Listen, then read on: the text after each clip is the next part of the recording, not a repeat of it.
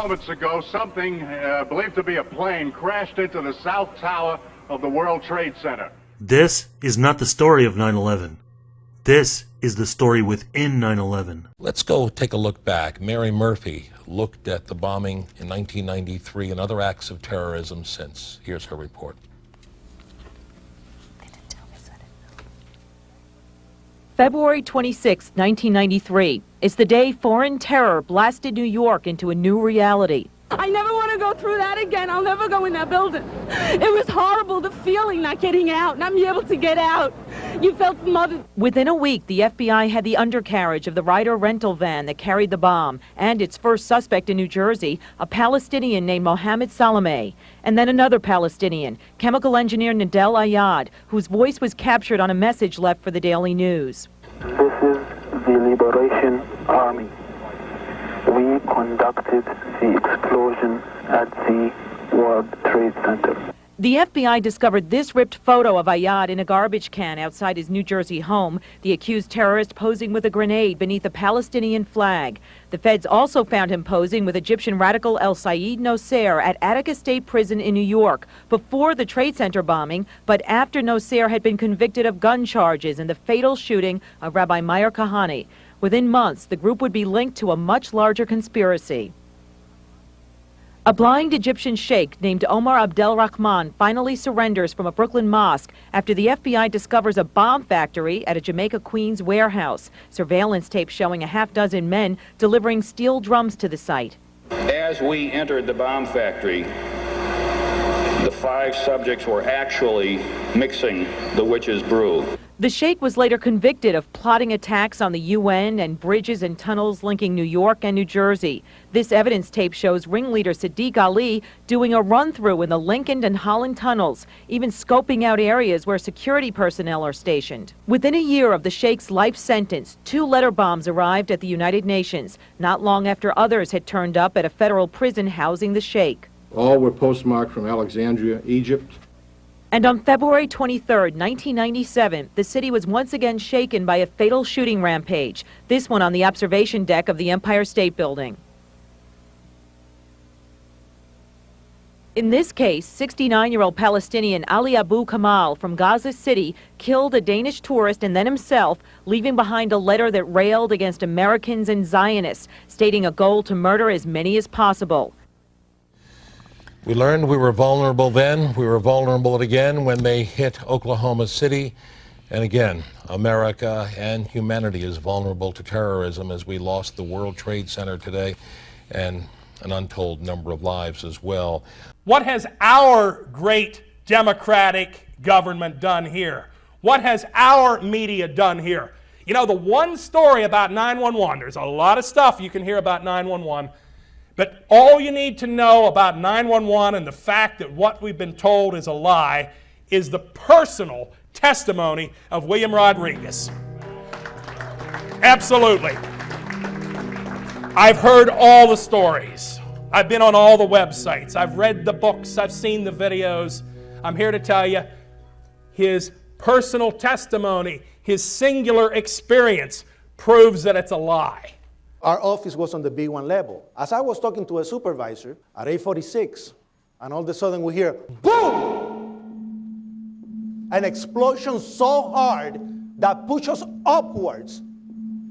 And it came from the basement between the B2 level and the B3 level. And when I went to verbalize, we hear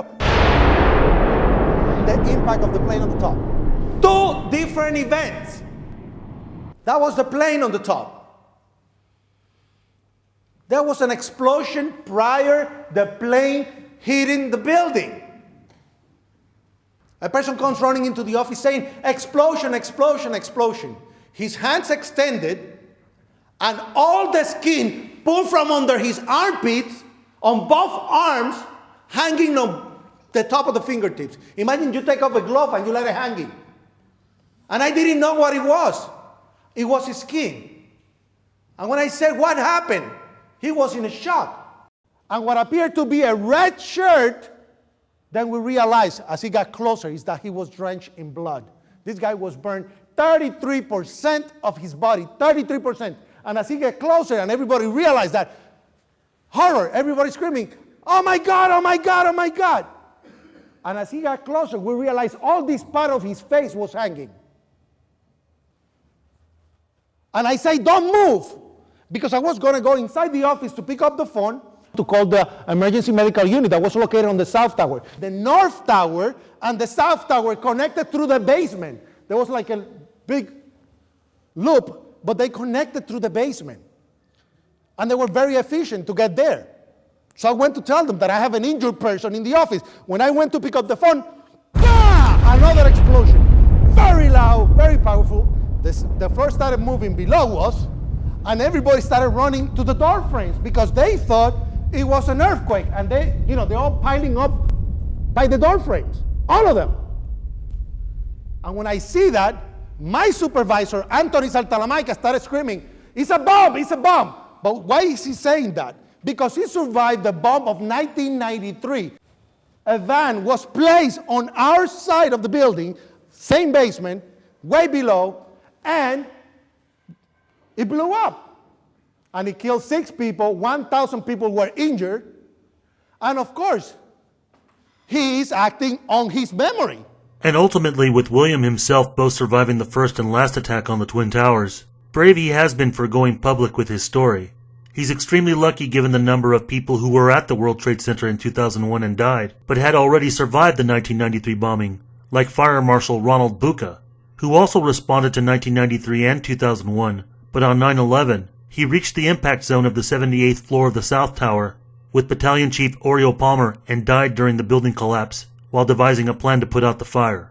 But when it comes to what happened 8.5 years earlier with the 1993 World Trade Center bombing, it's now been a long-held belief by conspiracy theorists and the 9/11 Truth Movement that the first attack was carried out by the FBI, or in part by the CIA, or some rogue element in the US government, rather than foreign members of the Blind Sheikh, Omar Rahman's Inner Circle, Ramzi Youssef, or Egyptian Muslim Brotherhood, as who authorities first essentially blamed it on, which eventually broadened to the loose umbrella term that's now known as Al-Qaeda.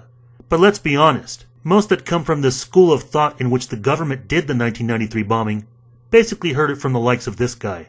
But I made a film about this. I've been covering this since right after it happened. That's why I got on air. It took me 2 years to get on air. I got on air in 95. The FBI actually carried out the attack on the World Trade Center in 1993. They actually hired a retired 43-year-old former Egyptian army officer, Ahmad Salam, and paid him $1 million and gave him real explosives, a detonator, and told him to build a bomb and to give it to the foolish people that he was controlling to allow them to attack the World Trade Center complex.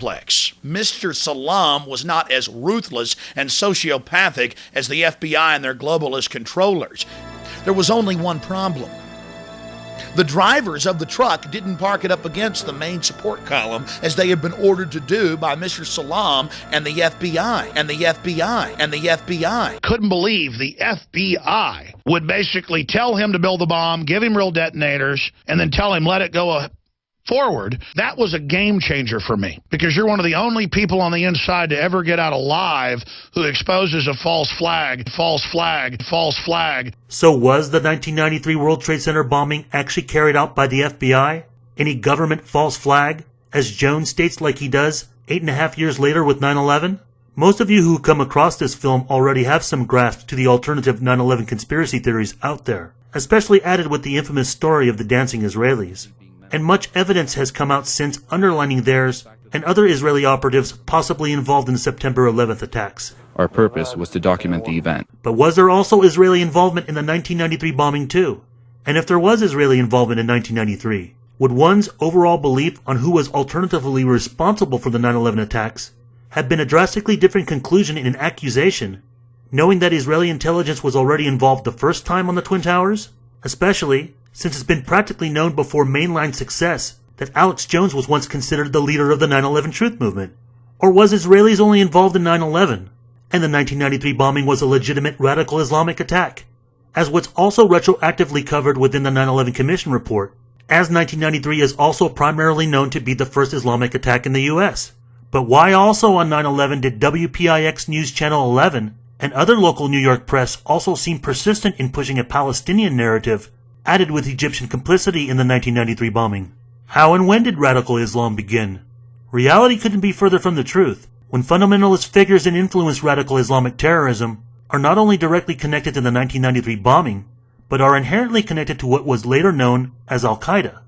But like 9/11, 1993 does not rule out any possible Israeli or Western involvements. Aside from mainstream history documentaries as well as the 1997 HBO movie Path to Paradise and 2006 controversial ABC series Path to 9/11, that are somewhat helpful in familiarity with the before and after 93 bombing story, unfortunately for alternative history, there really isn't a full-length documentary film specific on the 1993 bombing, released independently or distributed commercially, that provides a different narrative given with some of the holes of the story that we're already implying, in contrast to what's commonly known as far as problems occurring ahead in 9/11. Besides the recent edition with History Channel's Road to 9/11, all that exists mainly covers Ramzi Youssef, and alternatively a few obscure clips featured on early Alex Jones documentaries and through so-called research from the late Bill Cooper and Ted Gunderson, all combining the same FBI-CIA shadow government narrative. Look, the CIA has done in this country, what they've done to us is unbelievable. Look at the terrorist acts that have occurred. The CIA behind most, if not all of them. We had the Marine barracks. We had our embassy in Kenya. We had Pan Am 103. We had the USS Cole. We had Oklahoma City. We had the World Trade Center in 1993. That helped the terrorists blow up the World Trade Center the first time. They built the bomb. They got the driver's license. However, this film is a compendium using official and independent narratives as well as news archives, mostly combined and edited in a manner allowing each sampled film and documentary source to tell part of the story, but at the same time, still challenging the official story of the 1993 bombing and also those popular alternative conspiracy theories, whether it's through officials, researchers, witnesses, or perpetrators involved in the stories leading up and following 1993. And to also keep it captivating, this film will also be accompanied by sampling dramatized actors from feature movies. This is World Trade Center bombing of 1993, Hidden Path to 9/11.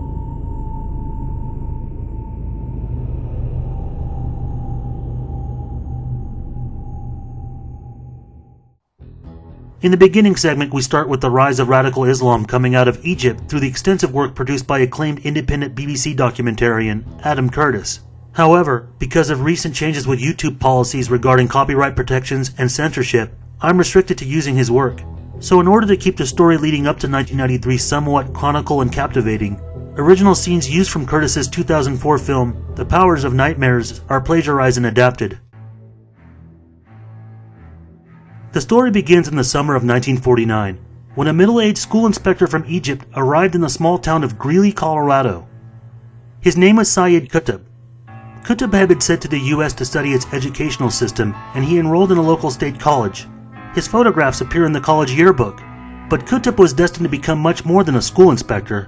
Out of his experiences of America that summer, Qutb was going to develop a powerful set of ideas that would directly inspire those who flew the planes on the attacks of September the 11th. As he had traveled across the country, Qutb had become increasingly disenfranchised with America. The very things on the surface that made the country look prosperous and happy, Qutb saw as signs of inner corruption and decay.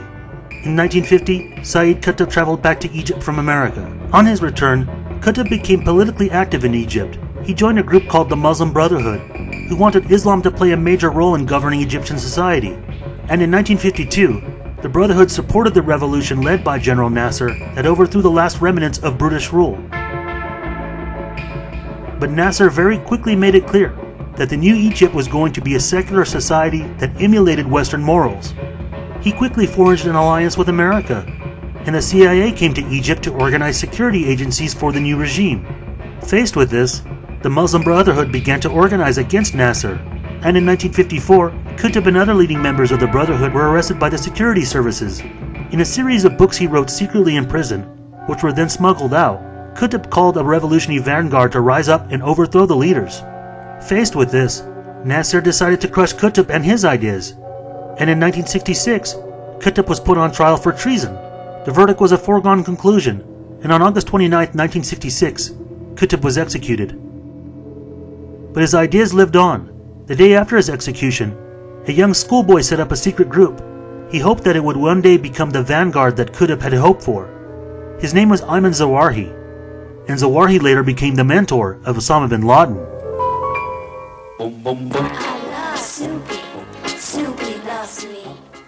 By the late 1970s, Egypt had been transformed. On the surface, it had become a modern westernized state with a prosperous middle class who were benefiting from the flood of Western capital that was being invested in the country. One member of this prosperous Egyptian elite was Ayman Zawahiri. He was now a young doctor, just starting his career.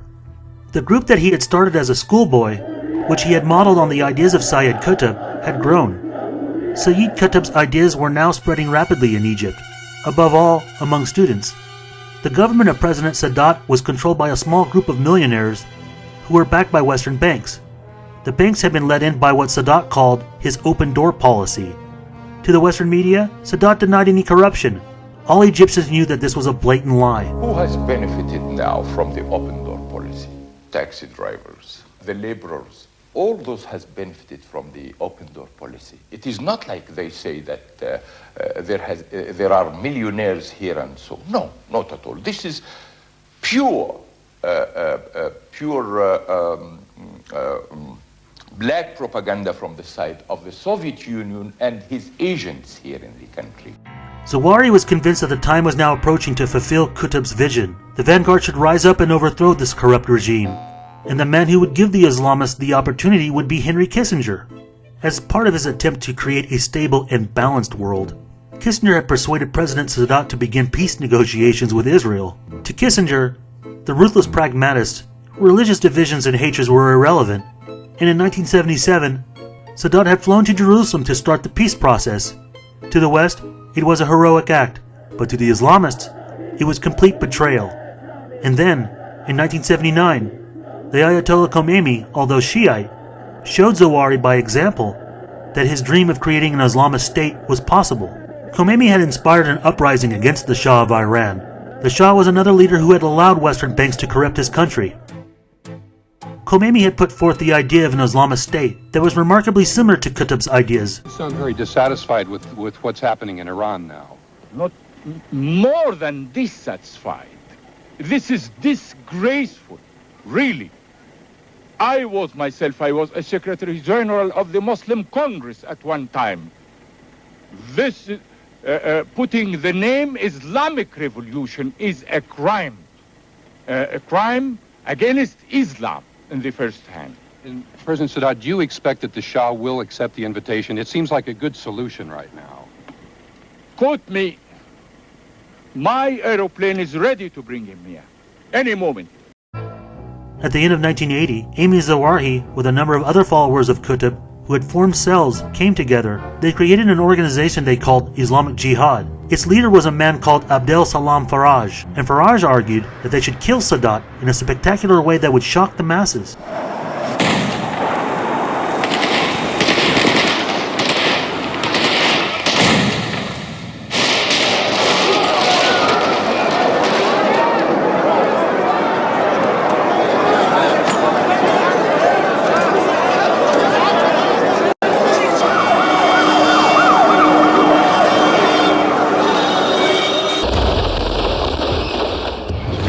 Sadat is killed in the attack, and justice comes swiftly.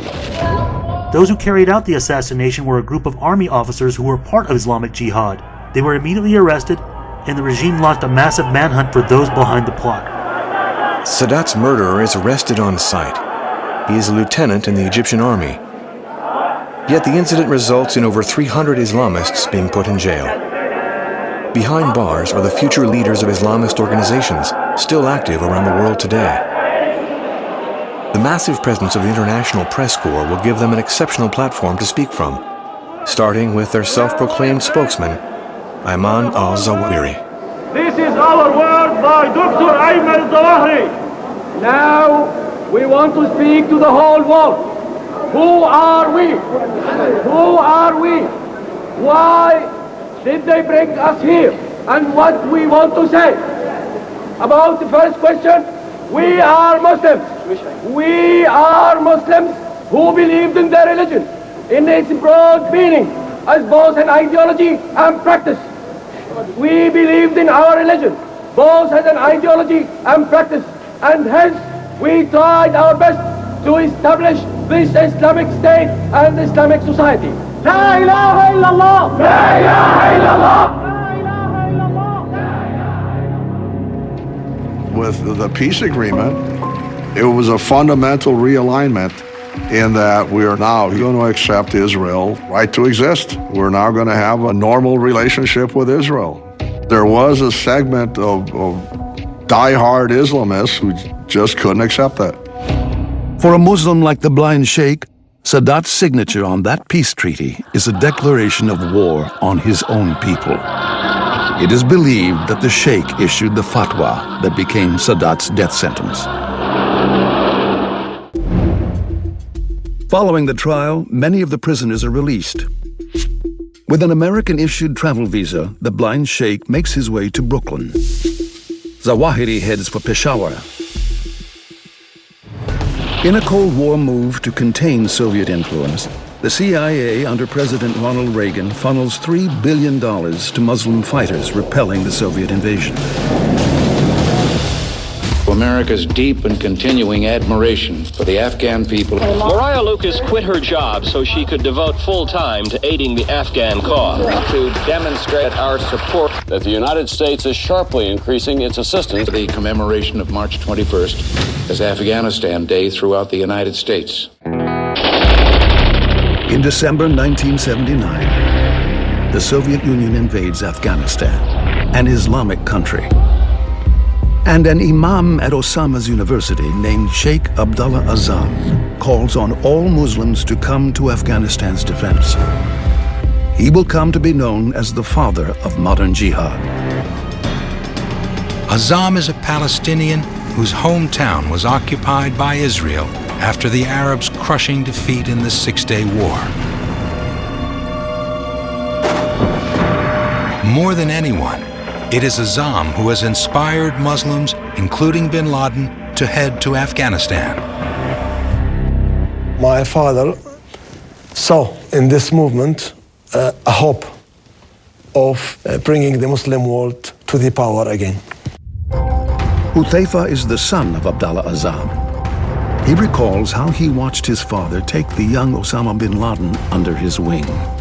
I have lived with Osama bin Laden for more than 12 years, very close to him. At that time, Osama met my father as a teacher in the university. Abdullah Anas was studying to become an imam in his home country of Algeria when he heeded the call to jihad. We used to watch his film. You know that actor, Sylvain? And it was completely advertisement for the jihad of Afghanistan. What you see here are the Mujahedeen soldiers, holy warriors. I was one of the the founders of the Services Bureau with Sheikh Abdullah Azzam. And in the same late 84, Osama bin Laden joined us as a founder also in the Services Bureau. He was from a rich family and he was able to spend all the expenditure of the office. When you talk about Zawahiri, it's another case. Zawahiri, when he came to Afghanistan, he came with his own idea from a struggle and rivalry between Jama'atul Jihad, his jihadi group in Egypt, and Muslim Brotherhood. So they hate each other.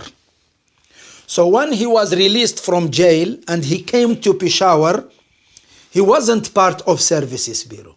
He wasn't part with Sheikh Abdullah Azzam and bin Laden and us. His priority, how to protect people here not to follow the Muslim Brotherhood.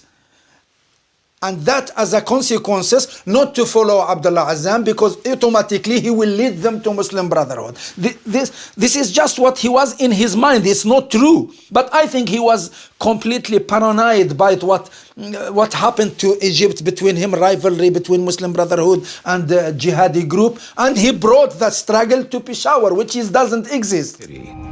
Strange things happening when this Zawahiri came to Peshawar. From the first day, they were enemies of Sheikh Abdullah Azzam. Zawahiri's views on jihad are far more radical than those of Sheikh Abdullah Azzam. You don't believe what kind of level of hate If you have a different opinion to him, you are out of Islam. You are infidel. This man is bad, this man is not good, this man is less Muslim, busy with classifying people. If you vote, if you go to election, if you believe in democracy, if you believe in political forming, political parties, your blood is free, should be killed. Sheikh Abdullah Azzam had been a professor at Osama bin Laden's university. Now he is in Peshawar on the Afghanistan border, where he runs a charity for Afghan refugees while also organizing Muslim recruits eager to join the battle against the Soviets. Their recruitment efforts include a monthly magazine, Al-Jihad. If we send the Al-Jihad magazine, spread it to the universities of United States or the Islamic centers, because it was a resource of helping money for Afghanistan. But the main one was in the Brooklyn. From the Al-Kifaq Refugee Center in Brooklyn, Abdullah Azzam and others would go around the country raising money and preaching holy war. Oh brothers, after Afghanistan, nothing in the world is impossible for us anymore. There are no superpowers or mini powers. What matters is the willpower that springs from our religious belief. The world today is arbitrarily ruled by Jews and Christians. The Americans, the British, and others. And behind them, the fingers of international Jewry with their wealth and their women and their media. The Al-Kifaq Refugee Center set up an elaborate support and recruiting network coast to coast with branches in more than 38 American cities. These centers became clearinghouses and recruiting offices to support jihad around the world. And they were working legally. Their job only is to gather the funds and to get the supports from the people living in the state. This new face appeared suddenly, and Sheikh Abdullah Azzam introducing him to me, saying, this is your brother in Islam, Osama bin Laden. What I remember, this guy is very shy, didn't talk too much. So the impression I got, good guy from Saudi, and that's goodbye. After that, I asked Sheikh Abdullah Azzam, and he said he used to visit me every 5-6 months, trying to understand what is going on and bringing me some money for the Mujahedeen. And also Osama bin Laden, he was his student, he was his follower. He was just ready to serve Sheikh Abdullah Azzam. Where Osama's marksmanship falls short, his pocketbook makes up. He brings his family's construction equipment to dig defensive tunnels in the Afghan mountains, quickly earning him a reputation back home as a brave jihadist. In the weeks that follow the Soviet pullout, Afghan war chiefs, united until then against the invader, get into conflict. Afghanistan rapidly sinks into civil war and utter chaos. Undermined by its Afghan fiasco, the Soviet Union begins its own disintegration. In just a few weeks, the world enters the post-Cold War era. In 89, 90, the number reached maybe 3,000-4,000 Arabs and Muslims. So it goes up. Until that time, till 88, Osama bin Laden and Sheikh Abdullah Azzam and all of us, as a former founders of Services Bureau, we worked together. But something, Osama split himself to us in late 88, and he joined a group called Jama'atul Jihad, Jihadi group, Egyptians, and they were there, some names like Zawahiri, like somebody called Sayyid Imam, Abul Fadl, and a group. They were not part of jihad in Afghanistan. They were just part in Peshawar for their own agenda. No one knows, because they were very minority. No one knows what they are doing there. And they start working, and then they joined to Osama bin Laden. They became a group, and later on they called what we know today Al-Qaeda. November 1989. Bin Laden's partner, Abdullah Azzam, is driving to a mosque in Peshawar, Pakistan with two of his sons. A car bomb explodes, killing them instantly. The murder, never solved, has the hallmarks of a mob rub-out. With Azzam out of the way, bin Laden quickly reorganizes the Jihad network around himself. In 1989, Azzam was assassinated in Pakistan by unknown assailants. His death made him a martyr to radical Muslims around the world. To try and understand why these blunders and failures occurred, we need to go to Brooklyn, only 3 miles away from the World Trade Center towers in Manhattan. This is where one finds the little Al Farouk Mosque. At the time, it was home to the Al-Kifar Refugee Center, which is no other than the American outpost for the Afghan Services Bureau in Peshawar, led by Abdullah Azzam. Among the mosque's regulars are a number of individuals who train together, handling weapons and perfecting combat skills. Officially, they have every intention of joining the Jihad in Afghanistan. Their activities do not seem to worry local authorities, especially as their teacher is himself a junior officer in the U.S. Army. New York, November 5th, 1990. This 34-year-old Egyptian named El Sayyid Nosair dons the yarmulke of an observant Jew and pockets a .357 Magnum revolver. Nosair enters a ballroom at this Midtown Manhattan hotel. Rabbi Meir Kahane, head of the tiny but violent Jewish Defense League, is finishing a speech to his followers. As Kahane steps down from the podium, Nosair pulls out the gun, fires twice, and a fatal shot enters the rabbi's throat. Nosair flees the hotel, but an armed postal officer shoots him, and police arrest him.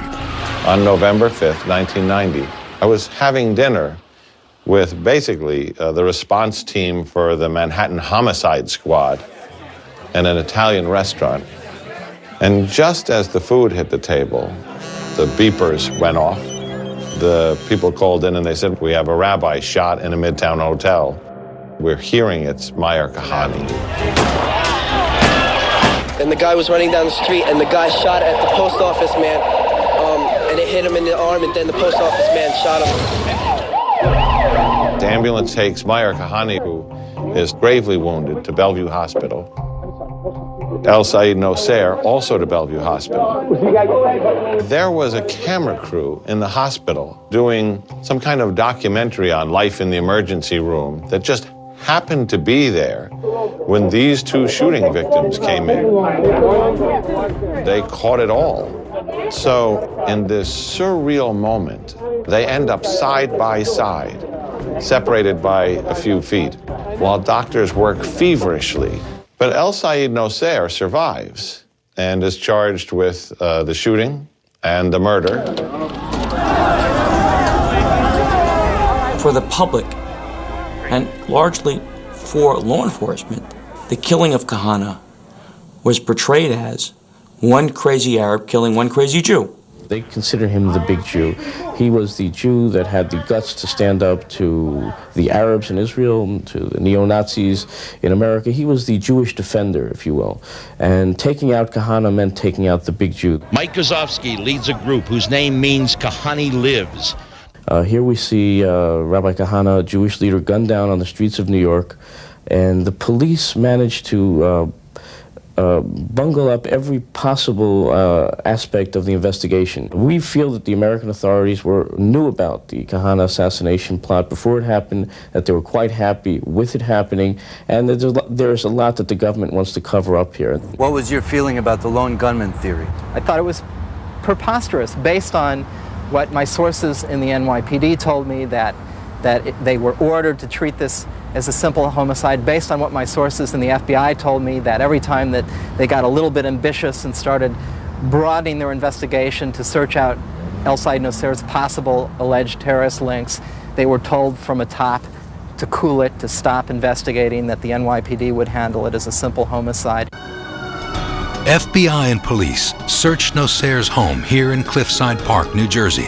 They find more than 1,000 rounds of ammunition, bomb-making formulas, U.S. military training manuals, and a hit list of other prominent Jews. They haul 47 boxes of this material to this police precinct.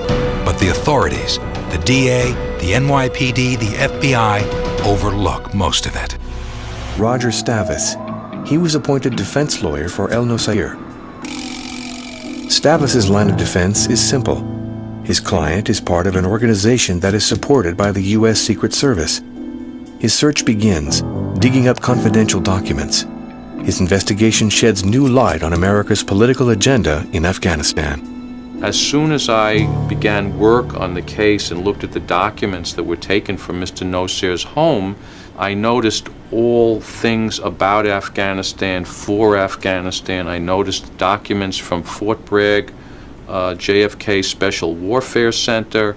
I noted manuals about training, firing, manuals about identifying Soviet aircraft and armors and armored vehicles. All of these things. And if I could show that the people were focused on Afghanistan and aiding the Mujahedeen rebels, which was part of United States foreign policy in the 1980s, I could demonstrate that they were not waging a war of urban terrorism against the United States, but that they were, as I stated in my summation at the trial, they were on Team America. So that what I was trying to do with my defense was to make a triangle between Fort Bragg, up to New York, over to Afghanistan, and back to Fort Bragg. And the key to that was Sergeant Ali Mohamed. At this point in time, Ali Mohamed reappears in the narrative. Stavis discovers he had been leaking documents found at Nosair's place. Ali Mohamed, at that time a sergeant in the U.S. Army, clearly made use of the documents to train Islamist groups for combat. Among the trainees was Nosair. He is the key witness Stavis needs to back up his defense. But Ali Mohamed is nowhere to be found. What his true agenda was unknown to me. I could not find him. Who he was really working for was unknown to me. I couldn't find him despite my best efforts to do so. I wanted to have him as a witness. I sent an investigator to try to find him so I could serve him with a subpoena, which is something that would compel his testimony. And his wife in California hadn't seen him for over a year at that time.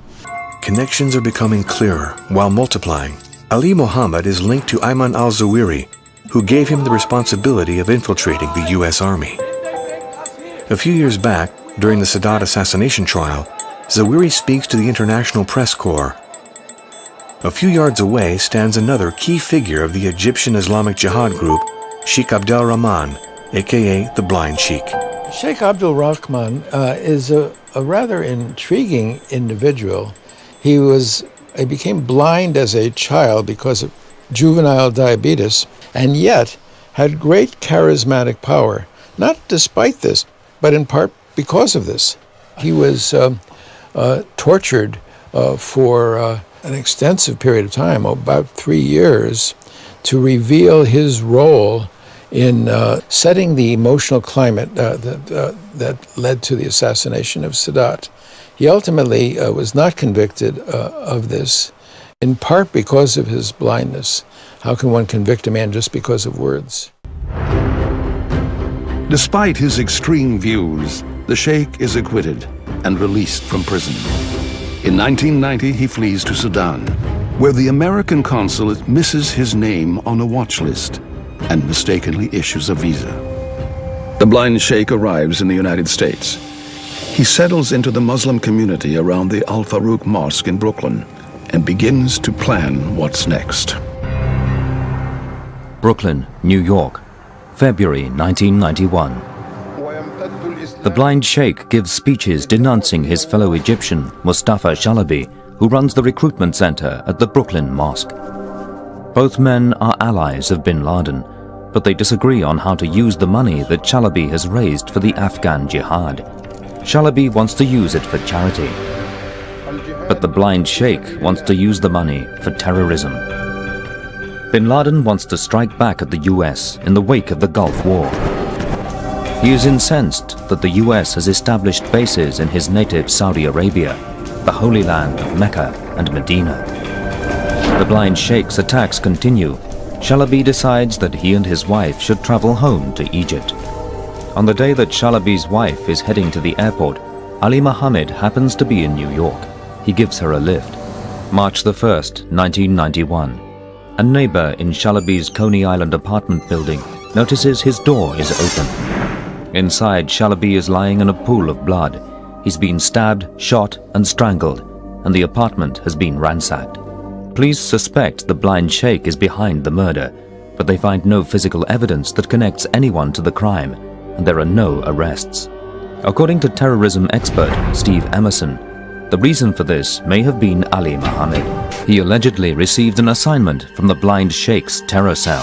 After the killing, he was brought in to clean up the apartment and to make sure that nobody who was involved in the killing could ever be found. That murder was never solved to this day.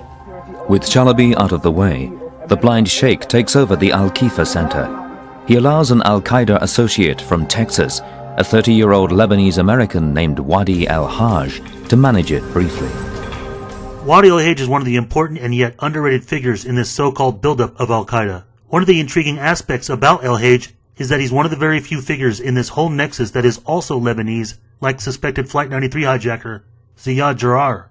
Out of any of the suspects mentioned throughout this film, al-Hajj is the only one who has resided in the U.S. the longest, going as far back as 1979, where eventually at one point he made his way to Tucson, Arizona, the actual city which had the first Al-Kifa recruitment center for Maktab al-Khidimat, aka Afghan Services Bureau, founded in 1984 by Abdullah, Azzam, bin Laden, al-Zawahiri, and others. Even though the 1990s has just begun, al-Hajj does not necessarily become involved in the World Trade Center bombing or even the attacks on September 11, 2001. Right before Mustafa Shalabi's death, al-Hajj was already linked to a killing of a liberal imam in Tucson, Dr. Rashad Khalifa, who preached at the Masjid Tucson.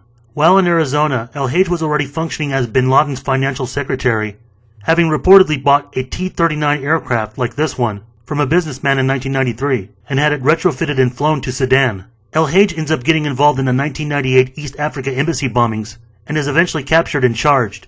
We will continue discussing him much later in the film, as well as another who also becomes involved in the embassy bombings, the mysterious Egyptian U.S. Special Forces triple spy Ali Mohammed, and his presence before the 1993 World Trade Center bombing with Sayyid Nosair, to get a better understanding of his persona after and before his capture in 1998.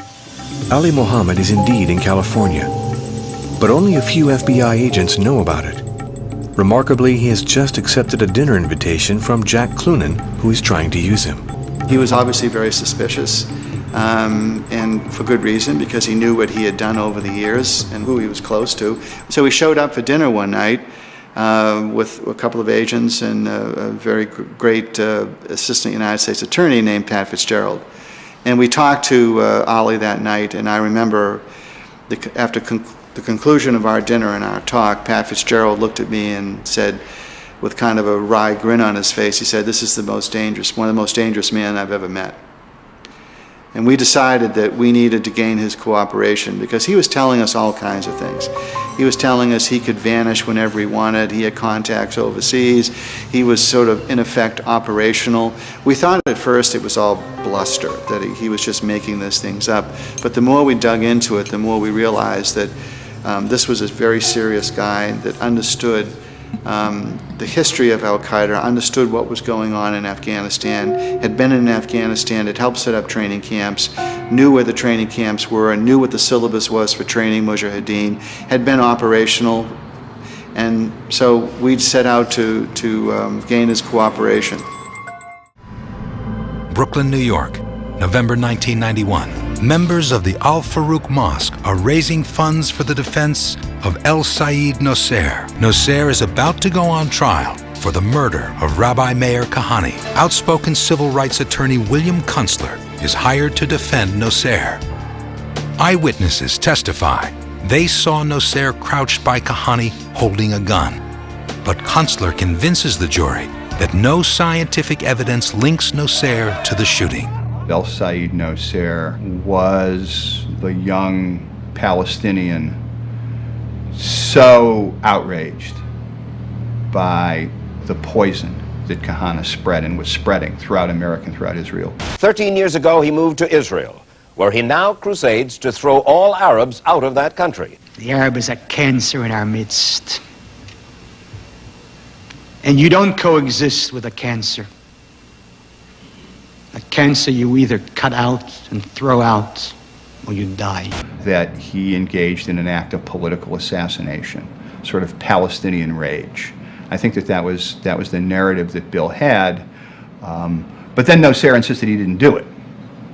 That in fact he wasn't the gunman. He didn't pull the trigger. They went in with that defense and it carried because nobody could say they saw him. And all the excitement, they saw as usual nothing. And they proved nothing. And that happened. It caused riots all over the world.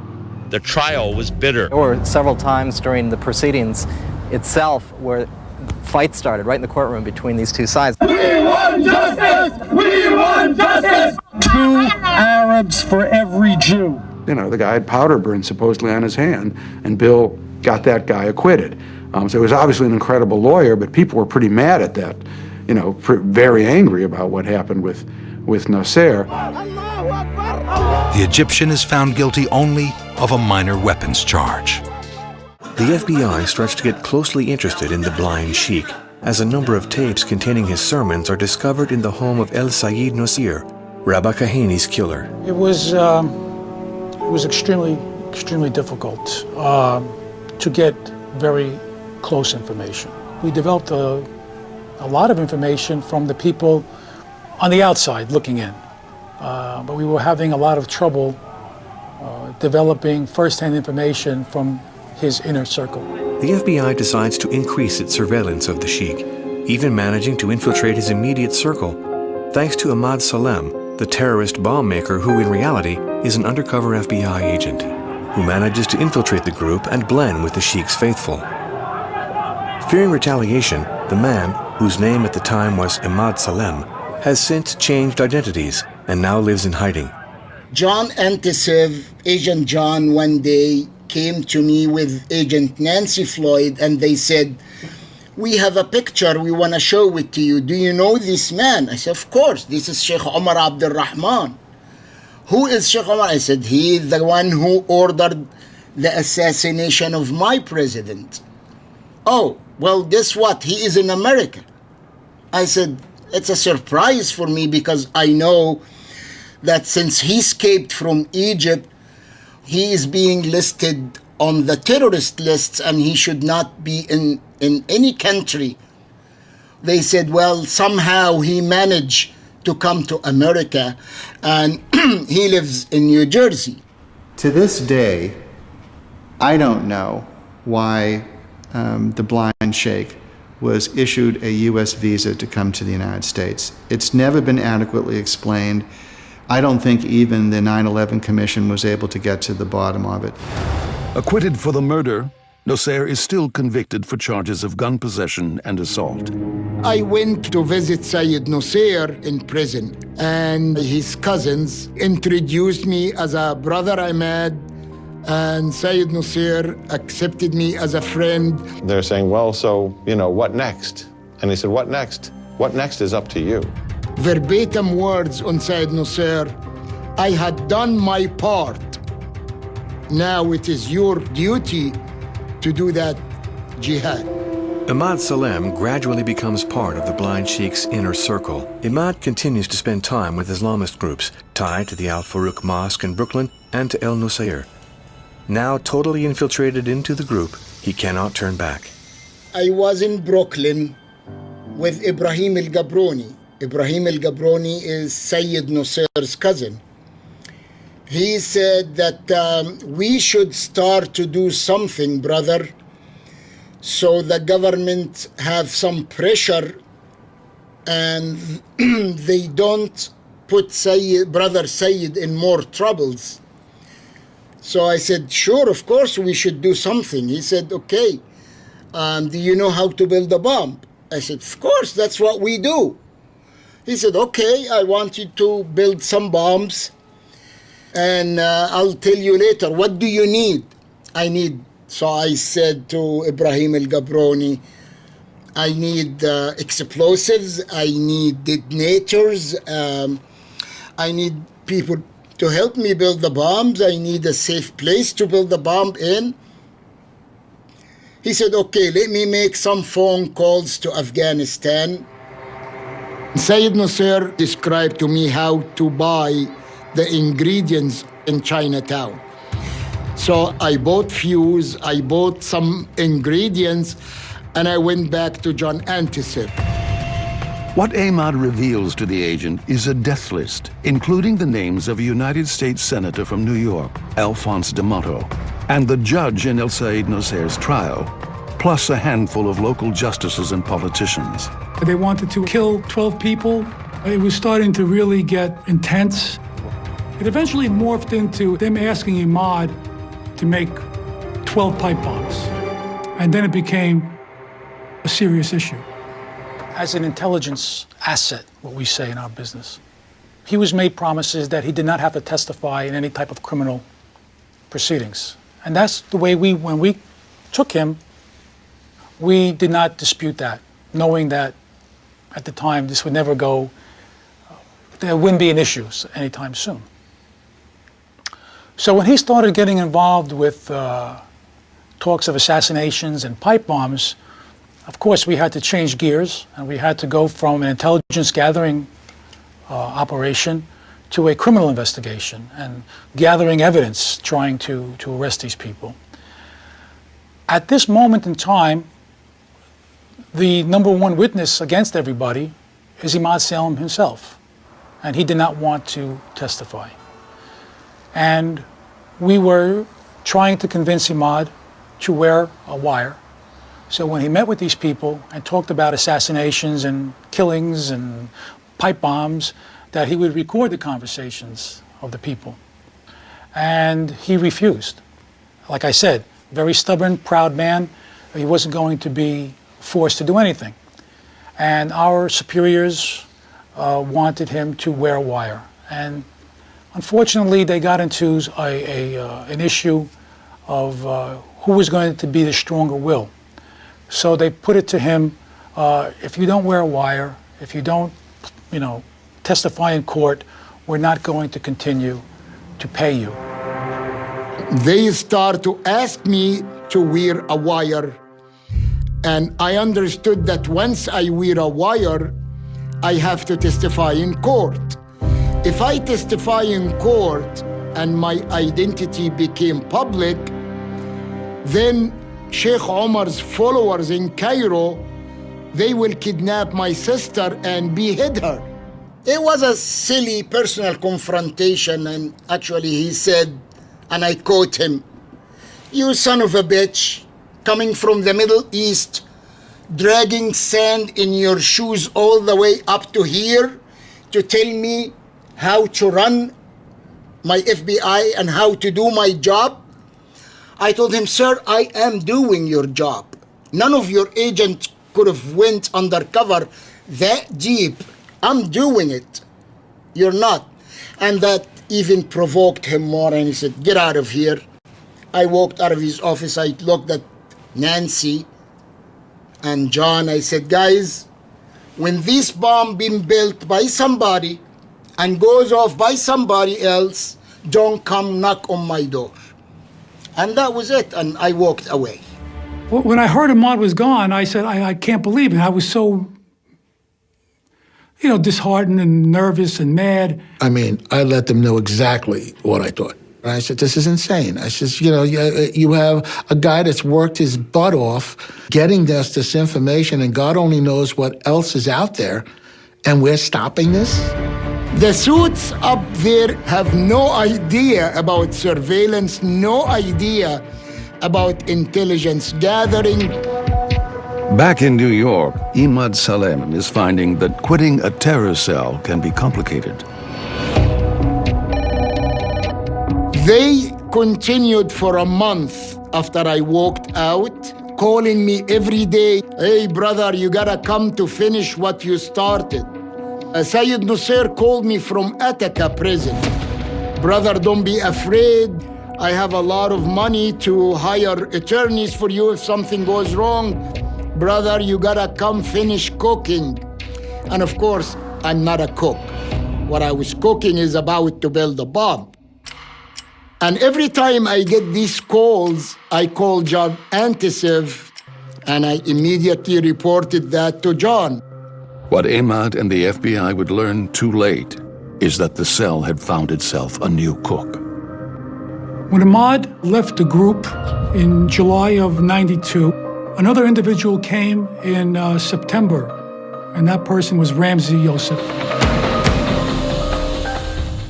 The blind sheikh and his contacts in Afghanistan are quick to find a replacement for Ahmad Salem. He arrives a few days later at JFK Airport in New York on a flight coming from Pakistan.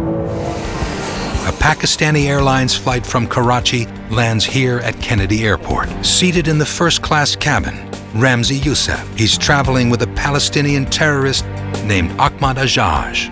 The two men exit the plane and approach parallel stalls at an immigration post.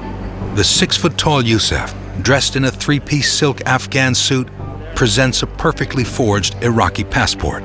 He demands political asylum. When immigration officials question Ajaj, they discover that he's carrying several crudely fake passports and a suitcase stuffed with bomb-making manuals. Immigration agents take Ajaj into custody. They assign him a bed at this INS detention facility, but Youssef is allowed into the U.S. and told to appear at an immigration hearing. Throughout the fall and winter, Youssef and 3 other members of the Al Farouk Mosque are hard at work inside this storage facility in Jersey City, New Jersey, just across the Hudson River from Manhattan. Under Youssef's direction, they assemble the device they hope will topple the Twin Towers and kill thousands of people. February 26, 1993.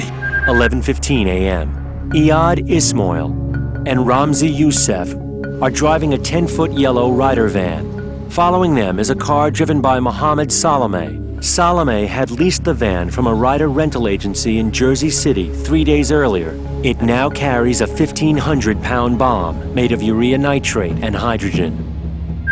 11:55 a.m. The yellow Ryder van pulls into level B2 of the World Trade Center garage. Iyad Ismail steers it to an illegal parking space. Ramzi Youssef lights a fuse on the bomb. The fuse is encased in rubber, which suppresses smoke and allows for a 10 to 20-minute burn time. Youssef and Ismail jump into Salame's car and speed out of the garage. 12:10 p.m. The fuse on the bomb has been burning for 6 minutes. It's 12:17 p.m.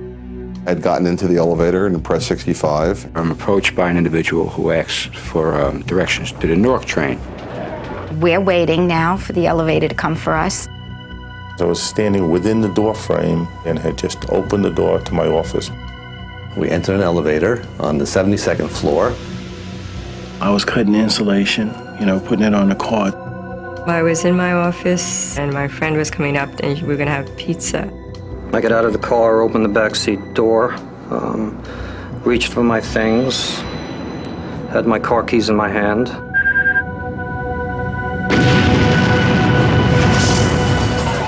The rental van detonates with a force equivalent to 800 pounds of TNT, tearing through 11-inch concrete floors in the bowels of America's famous landmark. I was physically lifted up into the air and thrown back with terrific force. All of a sudden, just boom, something hit me, and it's like, it took my breath away. It blew me across the room. The exterior walls of the garage came caving into the path concourse level. There was mass confusion. People were running out of the building, ambulances were pulling up, fire trucks were pulling up. Police set up a command center on the street outside Tower 1. Smoke was emitting from every single floor. A possible bomb explodes under the towering World Trade Center in New York. 5 people are killed, 500 injured. Thousands poured out of the building, gasping for air. Eyes glazed with shock, they spoke of the devastation within. There was no smoke whatsoever. Trapped on 94 floors all the way up. Nobody came. There was smoke, and then the lights went out, and I'd say about 70 floors we had no lights. Stairwells became smokestacks. Clouds of soot billowed up the stairs to the very top of the 110-story office towers. Some evacuees say they couldn't see their hands outstretched in front of them as they groped their way down to the ground, choking on the smoke. The walls just blew in, and everything went blank after that. Walls collapsed, furniture's down. It's a mess downstairs. The explosion blasted a gaping hole through the ceiling of the second sub-basement in Tower Number 1. This is where firefighters say the injuries were most severe. A crowded stop for commuter trains that shuttle workers across the Hudson to New Jersey. The offices just above the area lie in ruin. Although 9/11 seems to overshadow the 1993 World Trade Center bombing in spectacular levels, still, as with most standard 9/11 truth films, the February 26, 1993 bombing and the evacuation of the Twin Towers does have premonition value, dramatic stories, and reporting. That place is a death trap. Let me tell you something. There was smoke where there shouldn't be smoke. I was on the 107th floor, and we heard the bang, and that place filled up in 5 minutes. The building rattled. The whole thing shook. We thought it was a massive bomb. There was confusion, chaos. The smoke was everywhere. You couldn't see, and when I was in the bank, everyone hit the deck. But there are also stories of heroism and survival. In fact, one forgotten case is with a school field trip tour of the Twin Towers, where a group of grade school kids and their teachers were in the elevators when the bombing occurred and were trapped for over 6 hours. We didn't have much air, because the smoke was coming in. We had to take off our shirts because it was pretty hot in there and sweaty. Everybody was scared. I want my dad. I want my mom. Yeah, I was crying most of the time. You were? Yeah. Why? Because I thought we were going to spend the night there for the rest of our lives. Ultimately, as what most experts have said, that if the 1993 bombing would have succeeded, it would have been worse in loss of life compared to 9/11. A couple of months after the bombing, in the month of May, NBC broadcast a made-for-TV movie about the incident called Without Warning, Terror in the Towers, which was in large part still filmed on location after the crime scene while the B-level floors of the North Tower were still in ruin and repair, reenacting the drama with rescue and trying to put out the blaze with FDNY Firemen Rescue 1. In Without Warning, Terror in the Towers, an NBC movie event, Wednesday. Even though we have demonstrated mainstream sources that claim the bomb was ignited by a flame and fuse, authorities were never actually able to prove that it was that method in which the bomb was ignited. Even after sweeping through the entire crime scene in an attempt to try to find any mechanical components which could have been used instead, they were unsuccessful in finding anything, as some experts thought it was possible that the device was activated electronically. But in an effort to minimize time and focus on criminal investigations rather than any forensic investigation analyzing the crime scene solely, this late evening witness account is of worthy importance, not just being a precursor to 9/11, but because it's an inside reaction demonstrating how confirmed explosives from the first attack instinctively made some survivors feel that it was a plane that struck the building. We have with us here Warren Hernania, and Warren, you work in the building. Yes, I do. What was it like? Where were you? On the 80th floor. What happened? I was on the phone with a friend of mine, and all of a sudden I heard this tremendous explosion. For a brief moment, the building rocked. I thought that an aircraft hit the building or a bomb went off. After that, the power was gone, and a few minutes later, the lights went off. Then about 5 minutes later, we smelled some smoke. And how long did it take you to get out of the building? How did you get out? We took the stairway down. It took us roughly about 2.5 hours to exit the building. 2.5 hours. Right. And could you see during most of that time? Were there lights or not? No, most of the time there was lights. Then we hit some darkness. But more or less everything was in a calm manner. I understand you have a car in this building. Yes, I do. Was it in the area where the explosion occurred? I think so, yes. Is that why you're back here? Yes. The bomb was a urea nitrate device enhanced with hydrogen gas, and it ripped through a 30-meter wide hole through 4 sub-levels of concrete. It destroyed many vehicles and infrastructure under the building, creating a massive inferno that took firemen battling it until the next day to finally put it out, which had prevented investigators until then to reach the blast crater in order to perform their tasks. The damage and fire was so bad, it was reported that an entire car had melted. And we shouldn't have to remind anyone of this scene from the 2003 documentary Collateral Damages that's constantly referenced by many 9/11 truth experts in films about the reaction of firefighter Captain Philip Rovallo at Ground Zero. You'd get down below and you'd see molten steel running down the channel rails. Like you're in a foundry. Yeah, like lava. Like it was Like lava lava from a volcano. And without any possible confusion or excuse with the airline crashes, molten metal was also witnessed within the rubble of the 1993 World Trade Center bombing. Some of the firemen stated that the blast crater looked like a barbecue pit, and as another precursor, now walk to the lip of the crater, the epicenter of the earthquake that rocked people 110 stories above. One rescue worker said it was like looking into the mouth of a volcano on Friday. But I can guarantee you one thing about the World Trade Center bombing, is that regardless if the ignition for the explosive was undetermined, Ramzi Youssef and conspirators certainly weren't using nanothermite in 1993. Saturday, February 27th, the morning after.